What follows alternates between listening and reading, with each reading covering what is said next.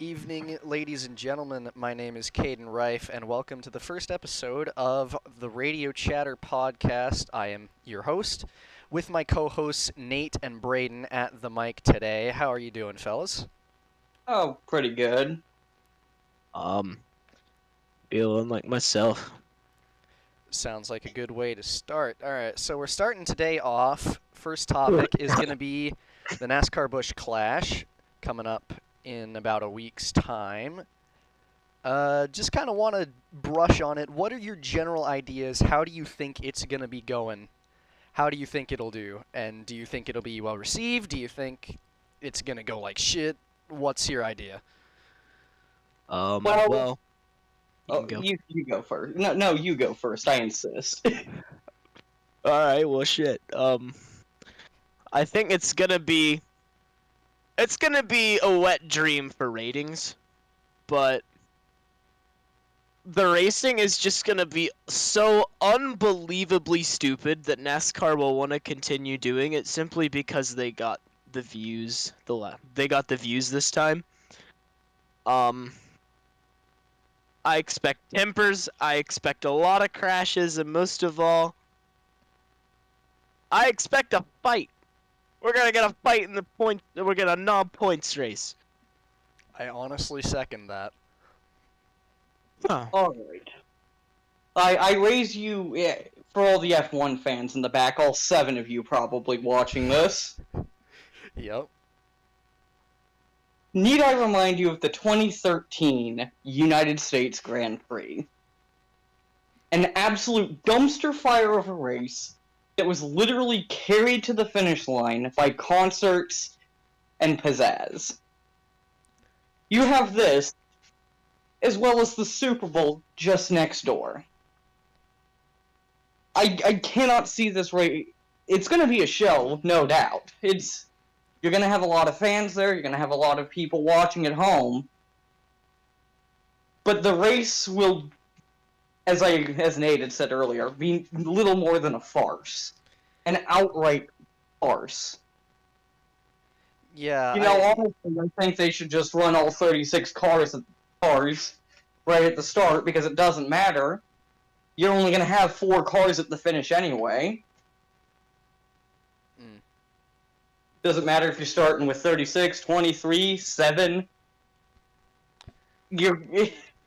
It's yeah, that's just the truth. I mean, I've seen people judging it based on clips from racing sims and stuff, and that's a pretty sad way to judge it. But even still, I still agree that it's probably not going to go over well. My main point of the matter is that it's a good thing that NASCAR listened to the fans and added a short track like this and sort of is trying new things. It's just we had a conversation before the show that it's pushing it a bit far in terms of changing things, and it's my most important concern is that teams have been saying that it's been difficult to build cars, and they're worried that they might waste them in the clash by wrecking them and not have cars ready for Daytona, which is a big problem when you move the clash. If I were an owner, what I'd do is I'd run the heats. I'd try and be as clean as possible. First lap of the clash, I park the thing, collect the prize money, and go. Oh yeah, for sure. I think that yeah, it might not be entirely worth running the whole thing unless you know you can get that full prize for winning it, but it's just the problem is that they chose the Clash and that they moved that race, which is still the same amount of distance of time from it to the 500. They moved that race all the way across the country and expect teams to be ready and bring fresh cars to the plate track just to have those cars potentially jump to. We're still having the All-Star race at Texas. Yes. This could have been the All-Star race here. Oh no, 100%. I agree. It would have fit there. I would have liked to see that, but it's just the choice of race is a bit of an issue. It's downright absurd, really. Yeah, I mean, I would say that. You know what? Anything that gives Josh Bilicki a chance, I'm all for it. That is a true story.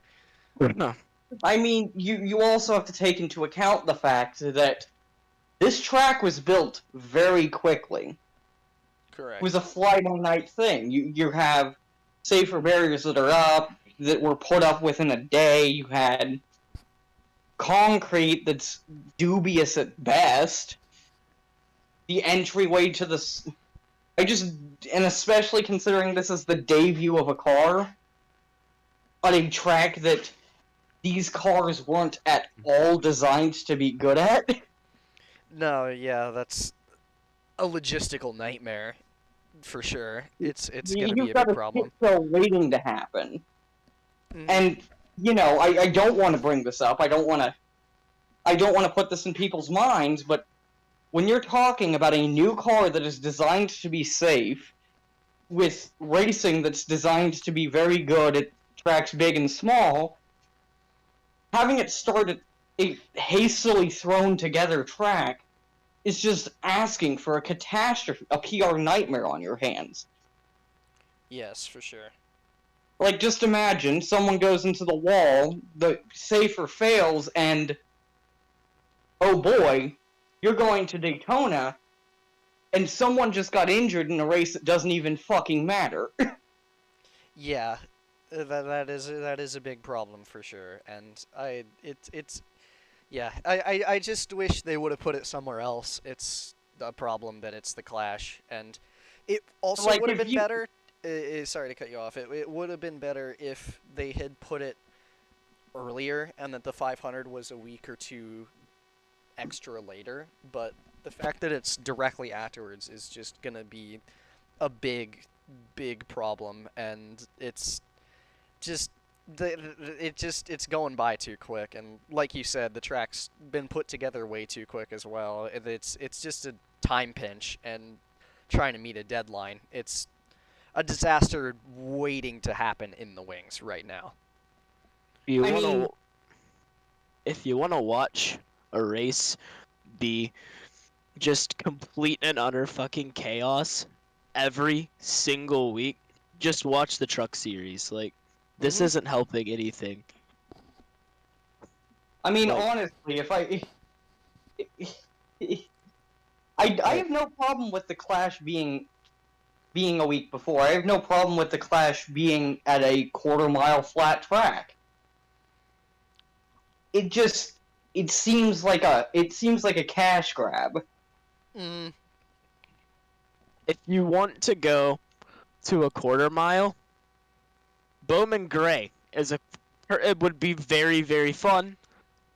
We'd still see the same, the tempers, probably the wrecks as well.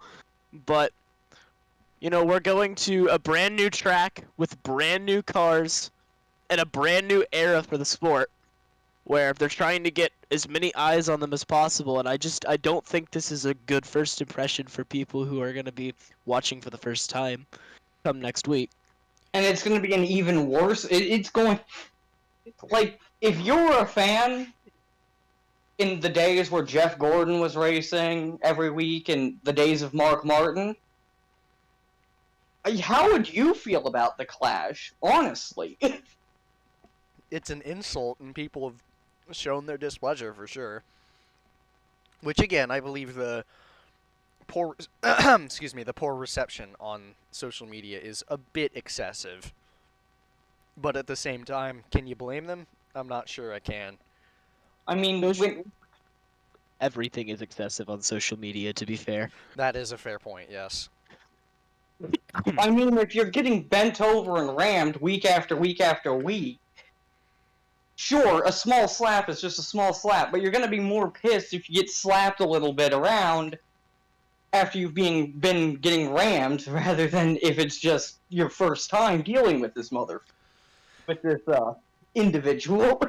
Oh yeah, I think so for sure. And another point is like, if they wanted to do a short flat track as the Clash, an option they could have brought back the Daytona backstretch track and done that instead. That would have taken a lot less money and a lot less resources to or prepare. hear me out. take the 100 laps we took away from Martinsville and give them back in February. Oh yeah, that'd be awesome. That unironically, I would be for that. Yes. Yeah, and we'll get to this Martinsville deal later. For sure. But- But I I think mean- that might be Yeah. all there is to say about the Clash, at the very least. I mean, other than who do we think's gonna win? I mean, we can't say. This race is going to be a complete mess, anyways. Your guess is as good as ours for the winner. Correct. But I'm gonna just take my wild guess and say Ryan Blaney because he doesn't know how to win a boring race. That's a true story. I think. I mean, I think that this win will be Truex's first entertaining win ever. To be honest. Face. meanwhile, I'll take the bait here. I think Allmendinger gets a win. He's been looking dangerous on the short tracks, and this next gen car is built very similar to the Xfinity car he ran the entire season last year. If you're wanting someone interesting to win, I'd be looking at the 2 and the 16. These rookies are going to be bad fast this year.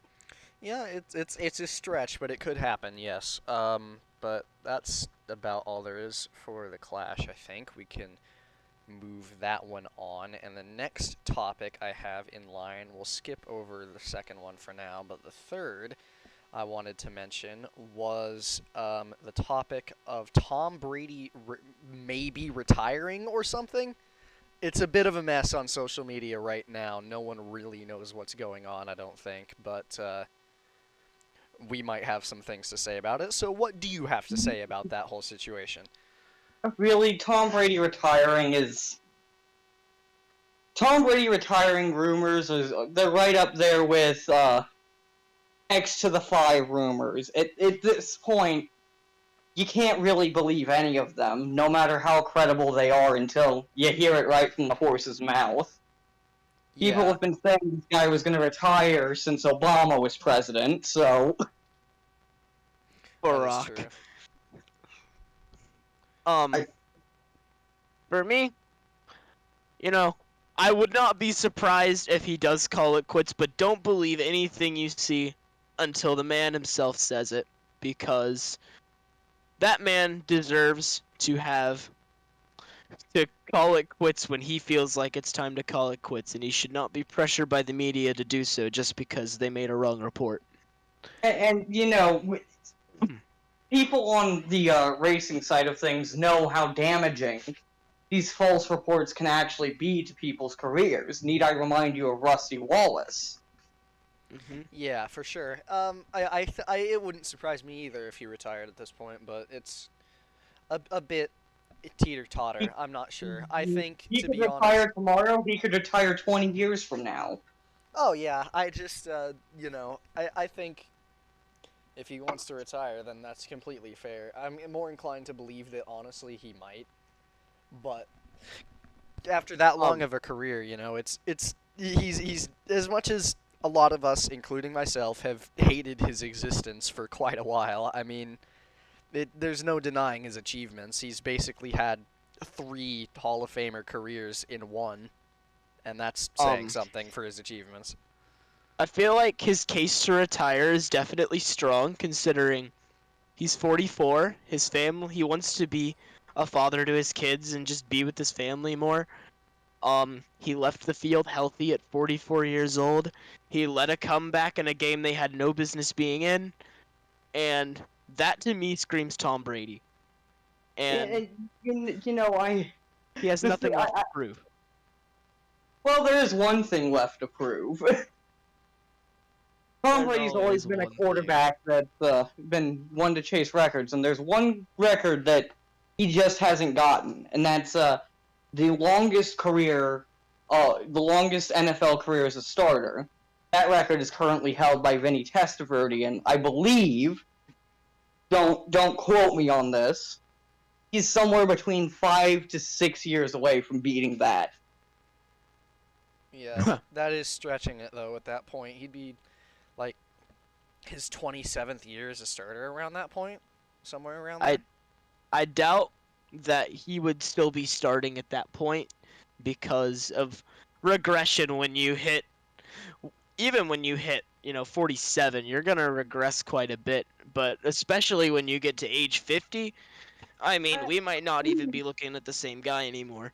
Look no further than Ben Roethlisberger to tell you the commitment of a team that wants to extend someone's career. That is very, very true. Ben Roethlisberger, I kind of feel bad for him because if Brady does retire, I mean, that looked like it was going to be Ben Roethlisberger's Hall of Fame ceremony, but it wouldn't be if Brady retires. All the attention would go to Brady, and his career would get overshadowed.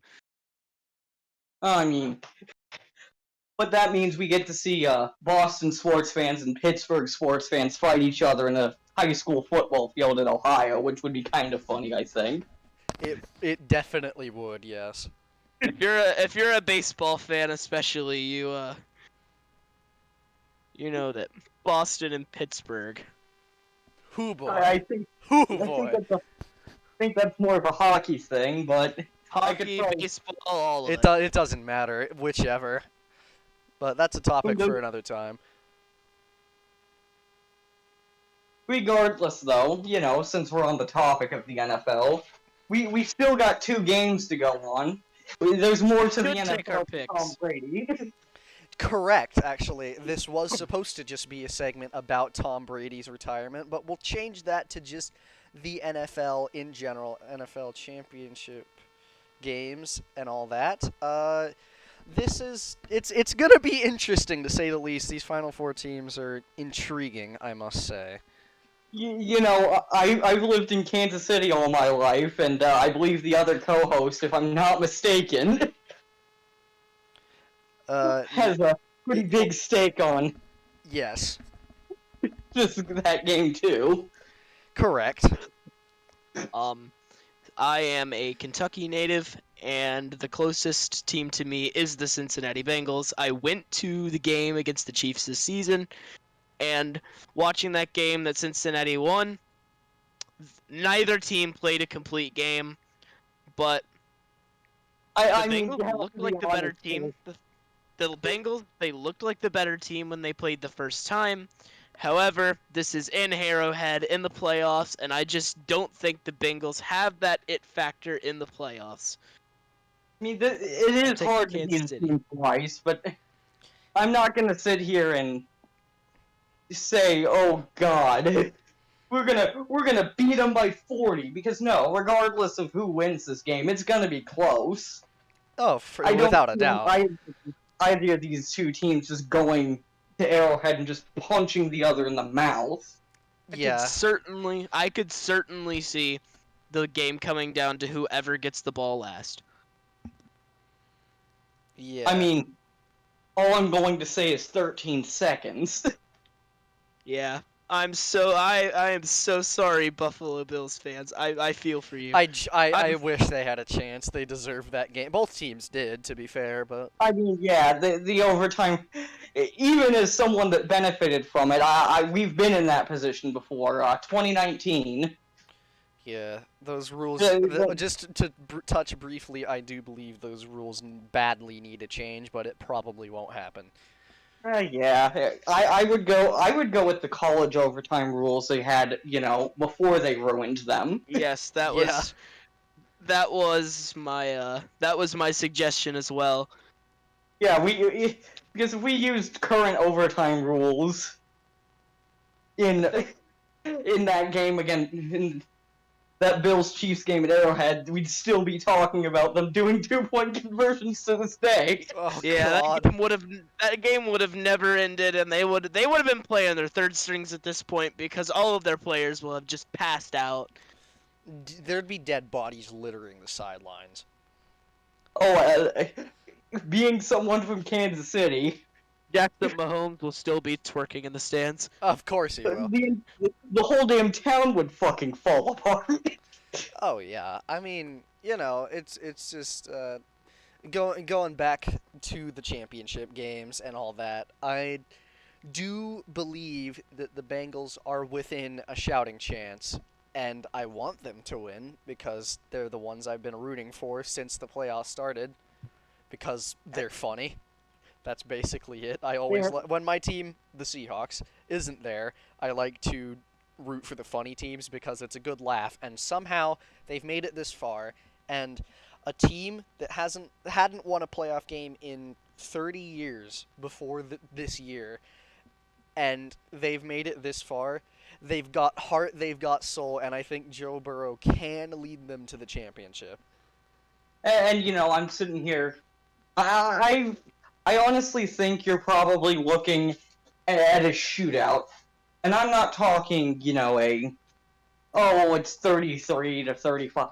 I'm talking straight up Big 12 level shootout. We're looking at 59-56 type Texas Oklahoma games. Defenseless game moment. But this is either going to be a game where both teams score 50 points or they both score less than 10. Oh, it could go either way. Any sort of range, to be honest. I mean, yeah. I honestly think that this game, I'm gonna give it to the Bengals 34-31 after an overtime. Yeah. Interesting choice, but yeah. I would be very excited if Cincinnati won. They're my second favorite team, only behind the Green Bay Packers, and they need an offensive line bad, but if Kansas City isn't able to get the kind of pressure that they need to get on Burrow to do it, Cincinnati is certainly within a fighting chance, and don't be shocked if you see the Cincinnati Bengals playing for the Super Bowl here in the coming weeks. Oh, for sure. I mean, you mentioned it before the show that Joe Burrow, for years, has been nearly immune to pressure. I mean, LSU days, he's just cool and calm. I mean, you try when you have consistently playing in front of crowds of 100 and so thousand people.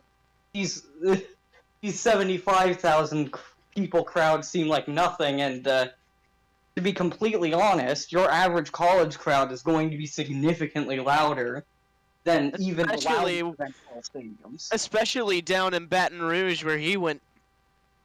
I mean, this guy had to play Alabama in Alabama. He had to play Auburn. He had to play against Florida and Tennessee. He has played on some of the largest stadiums in the world, packed to the brim.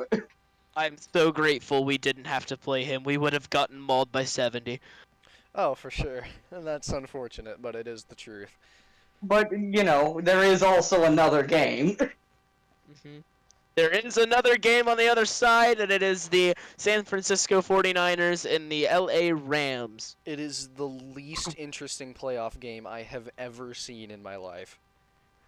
I'm just going to say it right now. Niners by 13. Fair. I would not be shocked. Yeah, the Rams. Right. For those looking at home, I think it's going to be a Niners-Bengals Super Bowl because it's literally 1984. Holy shit! Let's go.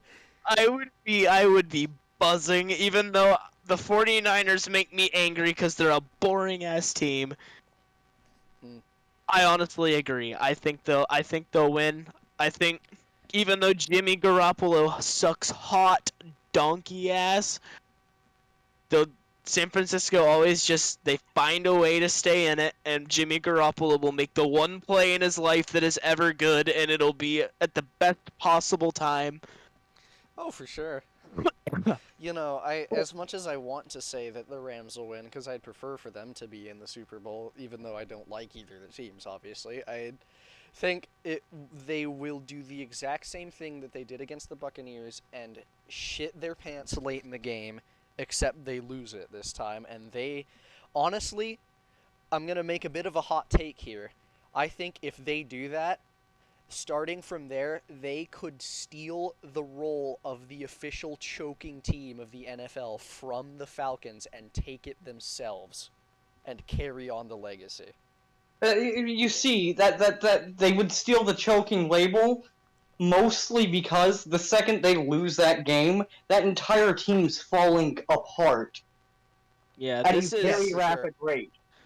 the Rams all-out year. If they don't win it this year, they won't win it under their core. Oh yeah, for a If they long, don't win long it this while. year, they don't win it this year, I don't think they make the playoffs for another decade. I think Depends this team about is going to Stafford. completely fall apart.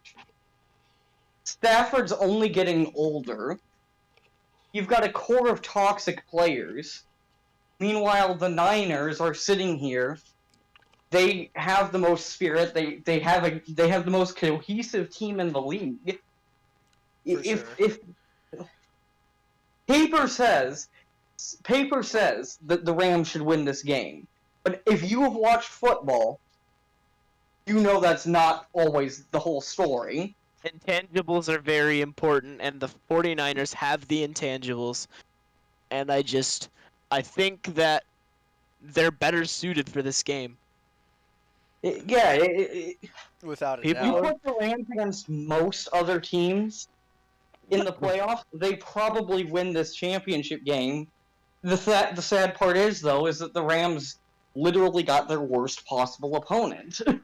a team that they haven't beat in 7 straight games, a team that, they're a division opponent, so they know each other very well. And overall, the 49ers, they've looked different in these playoffs than they did in the regular season. And people are going to say, "Oh, it's going to be hard to win another away game." Well, they just went to Lambeau and won in the snow. And they went to AT&T Stadium and for 3/4 of the game were whooping the Cowboys. Sadly, the Cowboys have decided to beat themselves. Decided to run a QB draw with 14 seconds and no timeouts. Very intelligent. But intelligence aside, another thing that we should probably discuss when we're discussing any big event is officiating. Yes, that is true. How will the NFL refs shit the bed this time? It will happen. You know they will. They absolutely will. Will Yeah, the Rams fall ass first into a Super Bowl again in a very similar thing to a couple of years ago? they could. 3 points.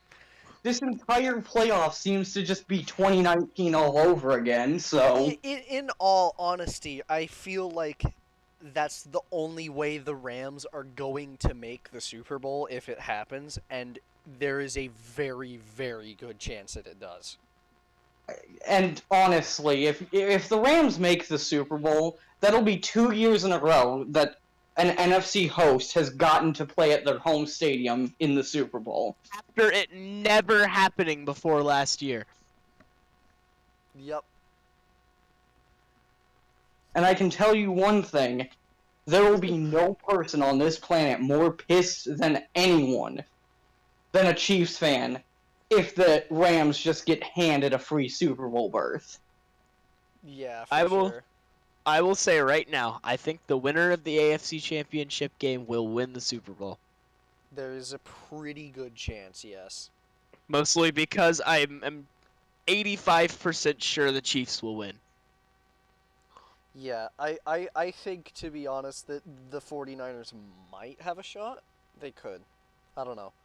But, Just Jimmy Garoppolo in the Super Bowl just seems like it's not suited to work. yeah. I mean, it didn't work. It didn't work the first time. I don't think it'll work again. The team mean- isn't that wildly different to that Then again, to that crazy last team. things have happened. Joe Flacco has a Super Bowl ring. I love Joe Flacco just because Uh, he's he took his bag and dipped for good. yeah. But I feel as though that we have discussed all we can about football for now. Yes, so let's move on to another topic I have listed here. which is we're more just gonna talk sort of general NASCAR silly season news, but the main topic includes apparently there was a Greg Biffle sighting at Richard Childress this week, and I that's mean, interesting. Greg Biffle sightings are always interesting. He's an interesting man. He's an For sure. interesting man who loves the number 69, and therefore he is one of my favorite drivers in NASCAR He's history. very funny, yes. He's a comedic individual. If you ask certain people, he's a bug-eyed dummy, but, you know. I like Greg Biffle. Yeah. He's cool. Um, Reports are that will be for the NY Racing Team. It's an interesting opposition for sure. So, are they, did they finally get their car ready for Texas? Reports are they're still getting that car ready to this day. Oh dear. Also, Kaz Grala has found a ride for the 500 for the Money Team. That is going to go horrible. I All think right. Kaz is a great no, man. no.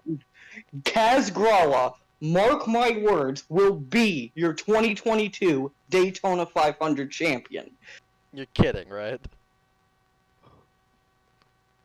Fuck yeah. Then again, I was the same motherfucker that picked Derek Cope last year, so. Yeah! and he like died on lap 3. He died on the silent lap 3. Yeah, that's pretty funny. I mean, to be fair, it is comedic justice, considering the only reason he was a Daytona 500 champion in the first place is because of Dale. Yeah, that's the truth. I picked Michael McDowell as a joke, and then he actually won but Michael McDowell is one of my favorites, and anyone who was there that day will know that I creamed. I'm just gonna say it. I creamed. There was a very very loud noise. That's all that needs to be I said. creamed. Um, I outright had an orgasm in front of several people. I believe that Kyle Busch is going to finally crack the egg and win the 500. It's been long enough. I think he will not be Tony Stewart and fail to ever win a 500, despite dominating it multiple times. I do think it will be his race to win this year. Listen, I hate Kyle Busch, and I'll be the first to say it, but if he won the 500, I would not be mad. I would be happy for No, it. I'd be pleased with that. He deserves to win a 500. It's a shame that he hasn't yet. I mean, Kyle Busch will win the 500 and then turn around and complain about the car. And that's Yeah. exactly what I want him to win. Still can't stand to drive these things. They suck. Yeah, I do think he will win the 500. Do I think the race will be good? No, I think it's gonna suck. But that doesn't change who's gonna win it. The way that downforce is generated on these cars, ground effect, theoretically, a tandem draft wouldn't just have the benefit of reducing drag, but it could also potentially increase downforce by making the ground effect tunnel a significantly longer thing. We got a tandem. Let's go. That Please? could be pretty interesting. Yeah. But at the same time, I doubt that teams would really want their drivers tandeming if there's only 7 cars at the shop. Oh yeah. It would be horrible for the owners, but I mean we'd enjoy You know, it for honestly, sure. I wouldn't be surprised if this race is... if supply issues end up being the thing that ruins the 500 because it just becomes a single-file train fest. That's honestly my thoughts behind it exactly. I think that would be why it would happen. One of my questions about this new car is, how does the arrow work? Does it flip? Because Yes, that's a concern for sure. Yeah, this emphasis on ground effect is... it's an interesting thing. It makes the car significantly more like sports cars, which Is what could they're trying prove to be. to be a quite intriguing thing, especially at plate tracks. And it's very concerning, though, that the first real test at Daytona, with a semi-full field is going to be the duels. Yes, for sure. That's another. Just even though we already talked about it, that's another reason I think moving the Clash is a bad idea.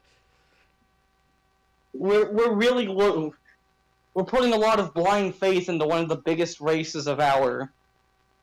We're putting blind faith into an 8-car test that no one really cared about. Yeah, definitely. Mark my words, the Xfinity series will continue to be the best series. I agree for sure that Xfinity will still be the best series. They didn't switch the car at all. I don't think they made any main rule changes to how that works or anything. So I would Yeah. imagine that with the drivers that are racing in that series in the cars that they're in, I think that Xfinity will continue to be very good. Yes. Alright, let's just get this out of the way, though, about the third series. How many DNFs? How many cars are going to finish the truck race at Daytona? 13. Uh, That's 13? generous. That's generous. It is, but that's my why I said over-under it. is my over-under is literally 4. That's harsh. I'll take the under. Really amazing. Oh, I'll take the under, and I think Spencer Boyd is gonna win the race. By virtue of being the only car on track. The only car left in second place is gonna be a DNF to Jennifer Jo Cobb. I don't know who will win the truck race, and I don't care enough to answer that question, so I won't. I mean, all I know is that Matt DiBenedetto is going to. He's not making the Truck Series playoffs. I agree, actually. Not because his car's shit, no, because he is shit. He doesn't have the Yes. attitude to be a winner at all, really. I think it'll be because the car kind of sucks, to be honest. But I mean, that is a bit of a hot take. I think it'll be a doesn't have the combination attitude of to win. both. I mean, Matt DiBenedetto fell ass first into 2 competitive rides, could barely get 20th place in either of them. This is true, yes. Has been given the lead by the Penske cars at plate tracks and has failed to win any of them. Yeah. Like, Matt DiBenedetto and his post-race remarks, I'm shocked he wasn't suspended. Honestly. Matt DiBenedetto is an overglorified J.J. Yaley. Yeah. At least J.J. Yaley won a race. I don't think he did. No, he didn't. He got second in the 2007 Coca-Cola 600, I believe. You know, the same one. The same race that Casey Mears won, yes. Face Casey Uh, Mears. Kyle Petty finished 3rd, and Brian Vickers finished 5th on no power steering. You mean the single biggest asterisk of a race ever? Yes. That will always be the greatest top 5 in NASCAR history, and nothing will ever top it. For real, I agree. That was, quite frankly, beautiful. It was a work of art, especially because I Casey mean- Mears won. That race was kind of a farce. You have to at least admit that. Definitely Yes. was. But Yes, but so Casey funny. Mears won. I mean, also, mark my words, we will have a 2008 Brickyard 400-esque race. I agree. I don't know what track, but I do agree.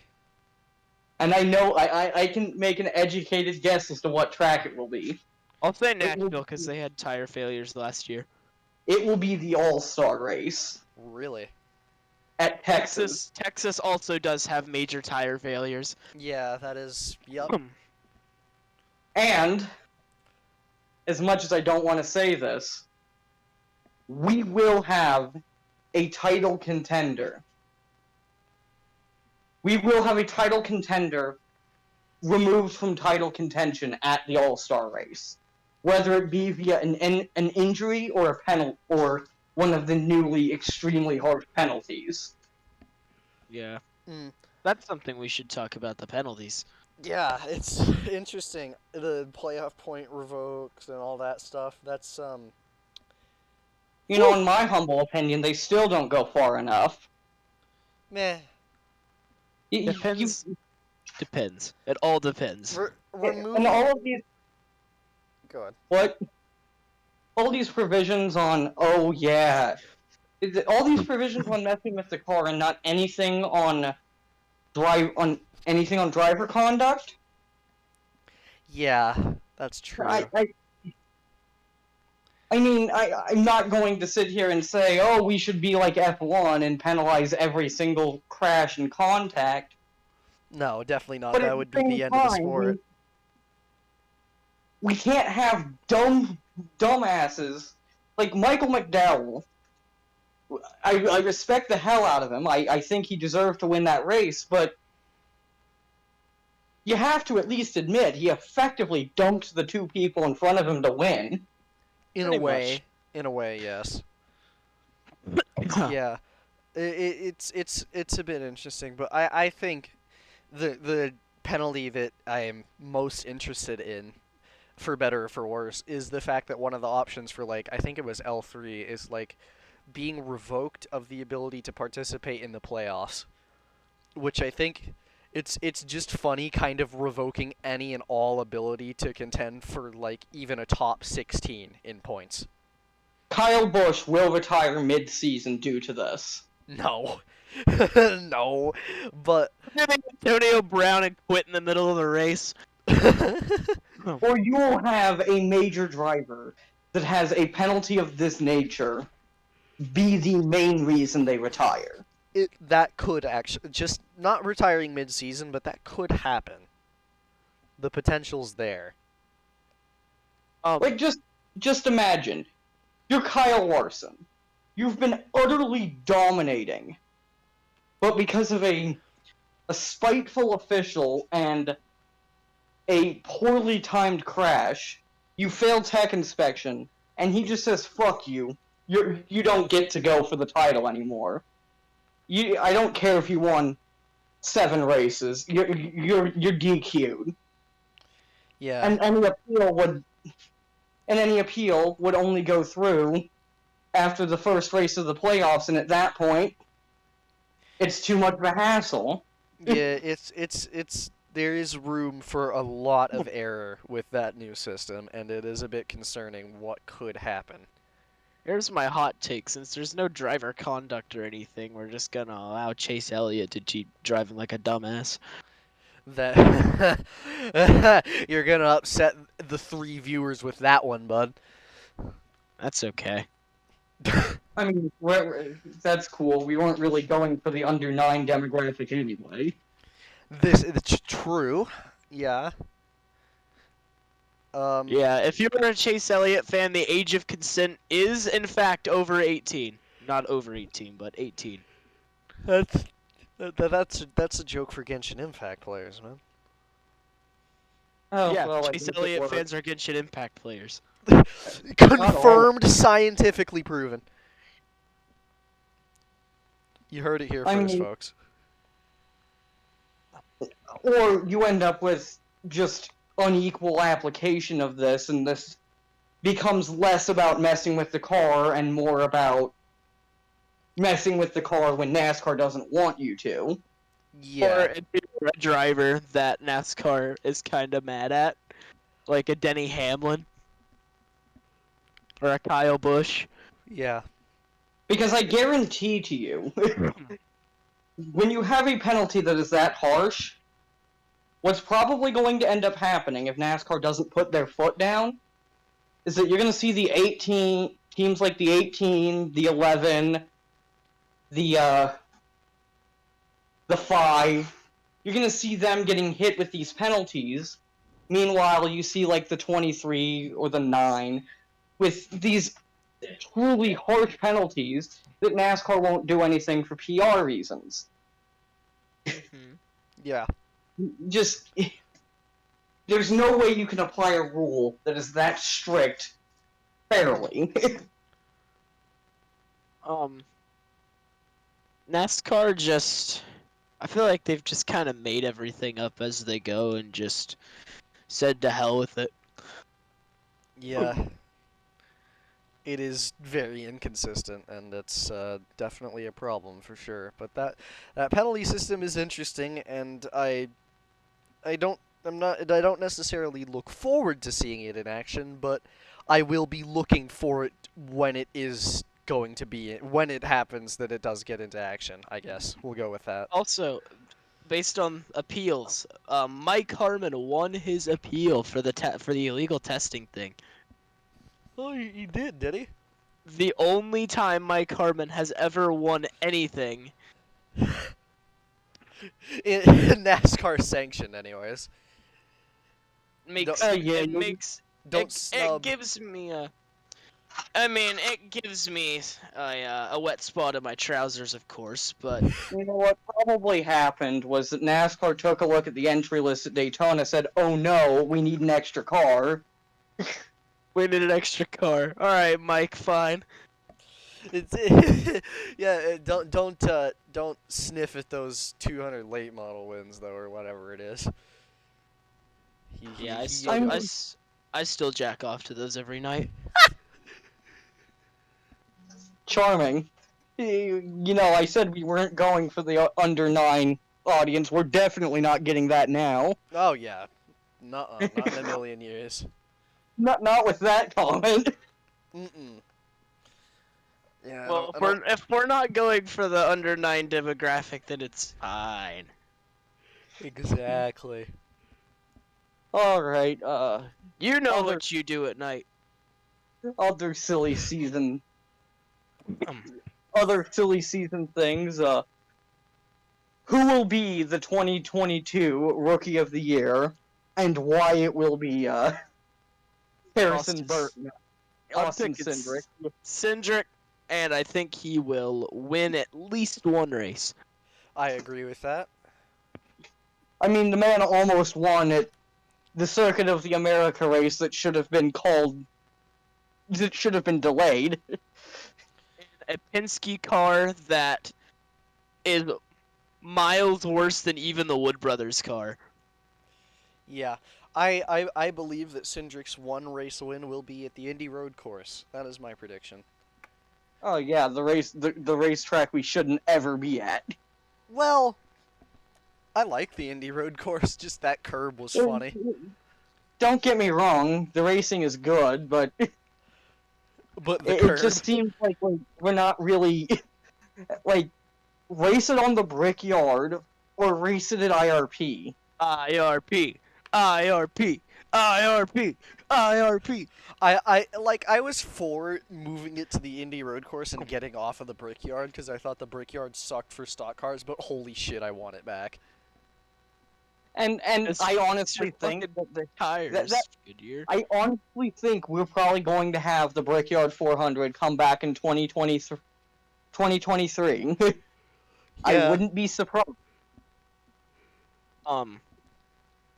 Also, here's something. How do you guys think the new Atlanta's gonna do? It's gonna kill a guy. Yes, It very well might. I think someone will walk away with a broken arm. Or something. That is going. You know, the only good thing about Atlanta getting repaved is that it means we'll probably get a race at Road Atlanta sometime in the near future. Yeah, which I'd pog because I love that track. I mean, honestly, with some of these boneheaded decisions they're making with the schedule, it's almost like they're trying to clear dates for next year. Thank Yeah. thank God Ryan Newman isn't racing this year because I don't want to see the man die. I mean, they're shortening Martinsville. They moved the Clash to LA. They're still doing the All-Star race at Texas. Atlanta got a repave that's probably going to murder an individual. What are they gonna do next? Cover Eldora and asphalt?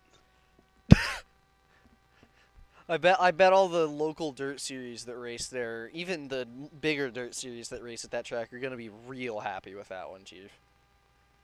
Oh yeah. I'm sure they'll understand. Business decision. Put a sprint car on a road course, see how it does against an F1 car. Probably would win, to be honest. No, it wouldn't. You put the power down on the straight and it does a front blowover. it leaves and goes into a different postcode. Yeah. That's even if that's if you take the camera out of the thing. Mm-hmm. Regardless, though, Okay. super mods on the other hand, More silly season. Brad more silly. Keselowski's move to Roush. I think that's a very good move. I, Not I I think honestly, I like it. I I think like the Brad move, will do too. good things to that team. I think he'll be a great thing for that team, and you know who it helps? Chris Buescher. yes, and that's a W. I mean, Chris Buescher he's a good driver that sadly ended up on quite possibly the single worst career path you could have had. Oh yeah. I believe that the move isn't good in terms of equipment.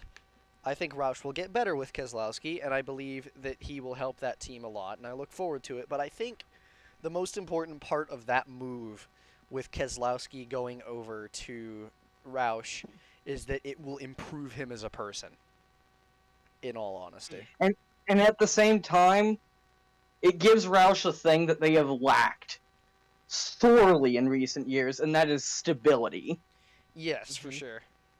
Like, for the first time, you can fairly confidently say Roush's lineup is probably going to stay the same next year as it did this year.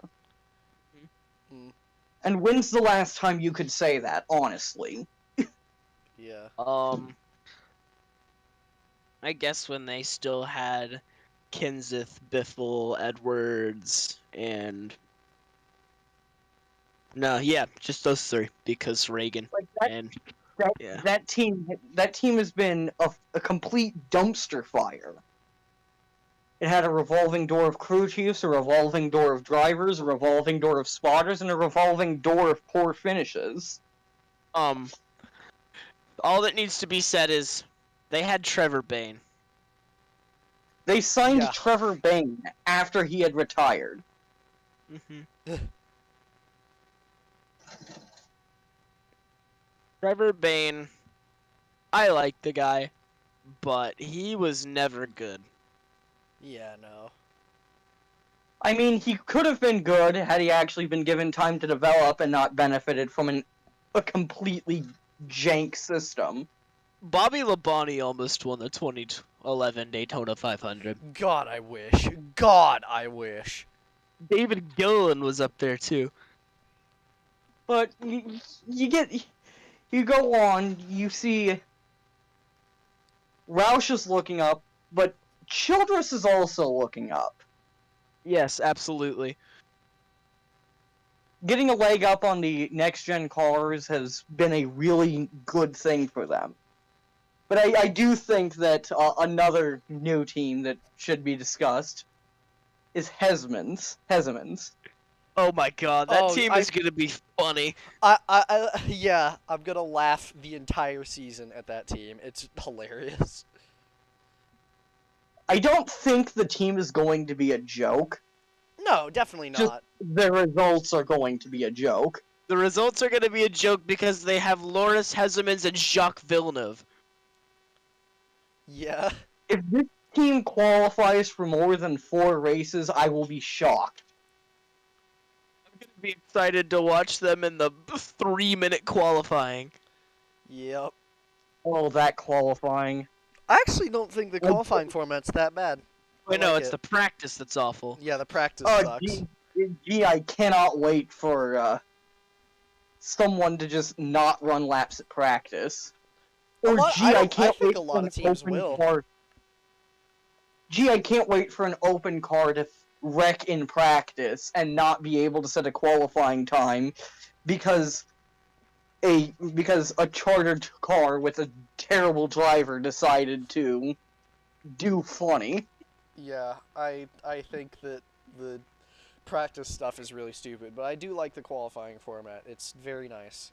It's a nice breath of fresh air. I can't talk.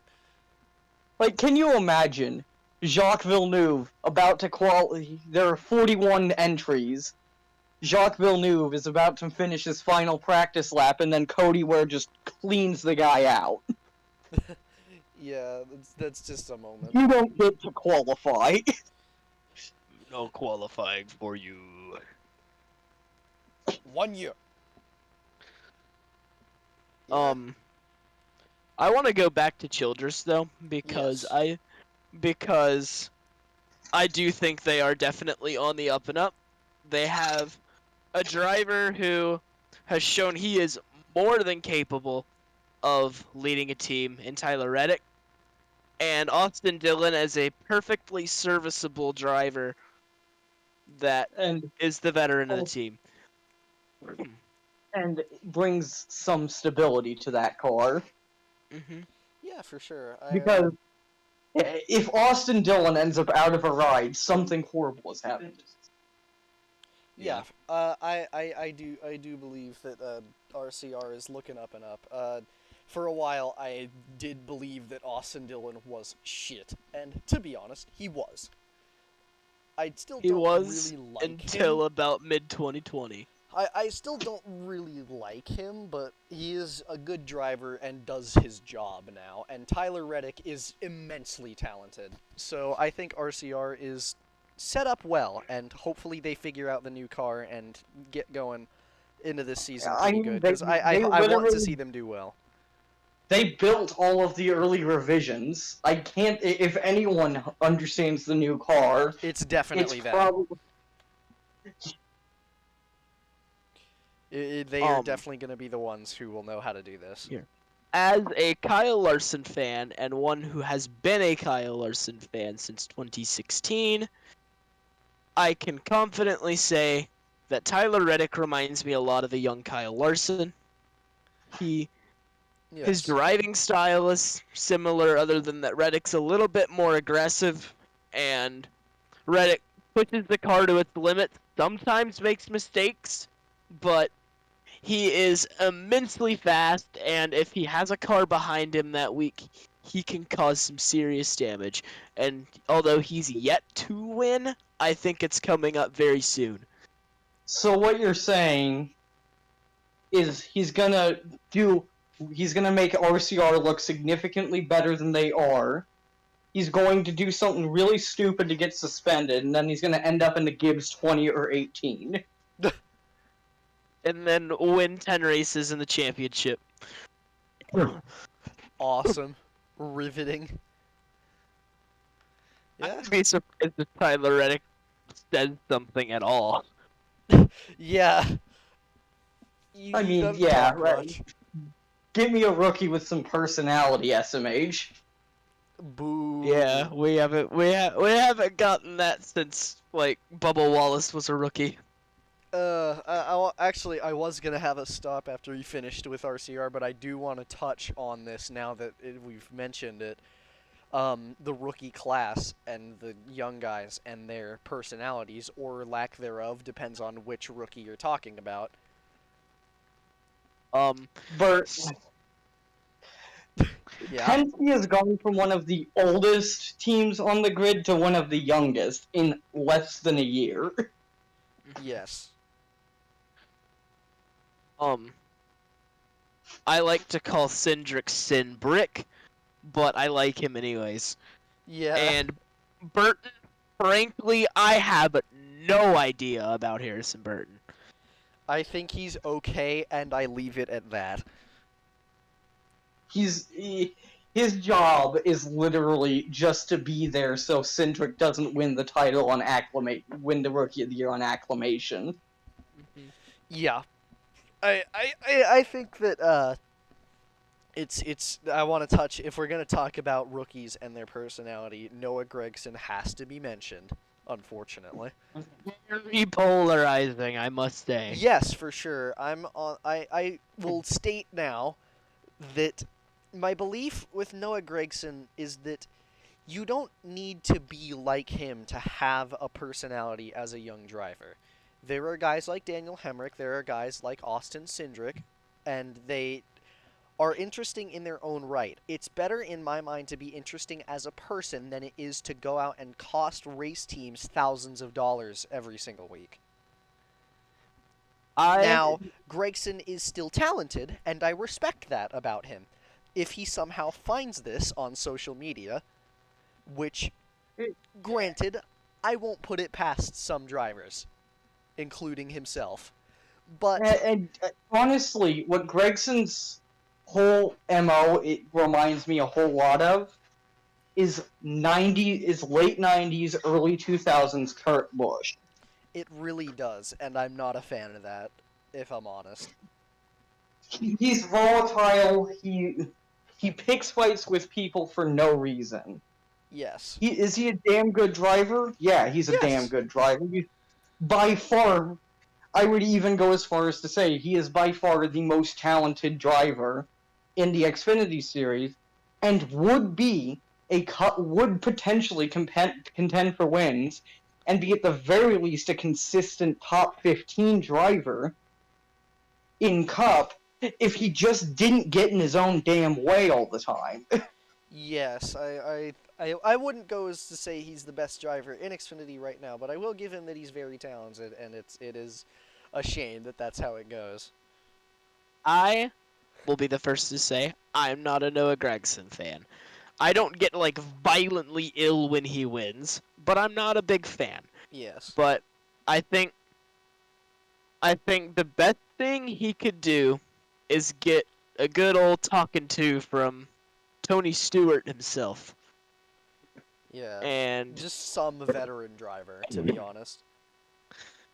One of these days, Noah Gregson is going to dump someone that is a way bigger deal than he thinks he is. Because Gregson's out here running like a Billy Badass, thinking he's untouchable and no one's going to be able to do anything to him. But he's going to wreck somebody that's going to. Because a talking to is not going to change someone's racing style. No. oh To be boy, honest. oh boy, I if think Ryan Newman were still around. no, I think Gregson in the future is gonna get into it with Daniel Hemrick, and crew members aren't gonna get in the way, Oh boy. and it will be a slaughterhouse. That's I all I've got to say about Gregson, that. Gregson's little rich kid face will be missing a couple of teeth after that. Yeah, yeah. Now that Denny Hamlin has gone off the deep end and frankly doesn't give a fuck, I could see it happening with Hamlin, and Yeah, he does he does the cool. that would be le respectable.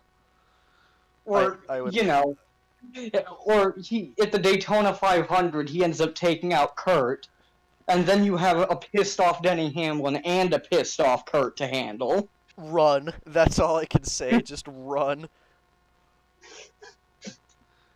But yeah, that's about it. We've been going for a little over an hour. I think that can probably conclude it. So, this has been Cayden Riffe, Nathan Butler, and Brayden here on Radio Chatter, the podcast. We'll see you next episode. I have no idea what we'll cover then, but we'll get back to you eventually. And we will see you next week, I guess. Bye bye.